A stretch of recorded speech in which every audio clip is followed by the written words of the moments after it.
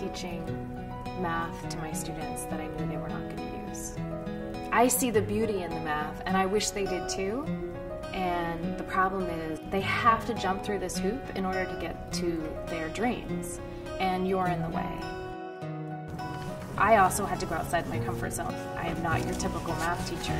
I often felt like I was different in my graduate studies. So I know what some of these students feel like when they walk into the classroom and say math isn't for me, because I've had many of those conversations with myself.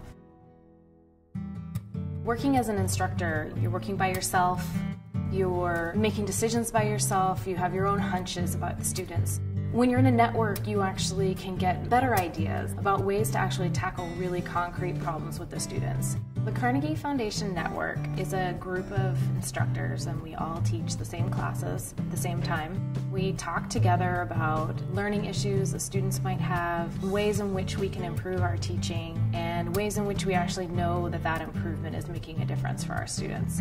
We engage with each other every month, but we also have an annual conference where we all get together in one place. Not only are we putting on lectures and seminars, but we're also able to interact with each other and have fun.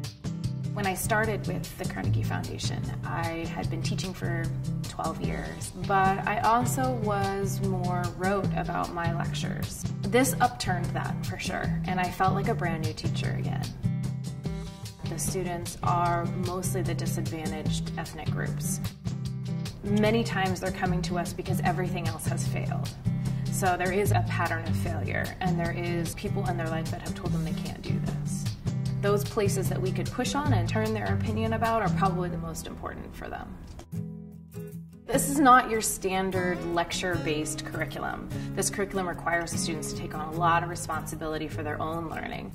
They do a lot in groups, so it requires the instructor to guide them and push them in the right direction without stifling whatever ideas that they have, with a lot of encouragement, but also with a lot of control. We tried to put a context in there that were actually interesting to students. There could be some data about Facebook, even hot topics. And I feel like the curriculum that we're using now is really showing them that it is useful and that it is exciting, and they're able to bring their own excitement to it. And that makes my teaching a whole lot easier.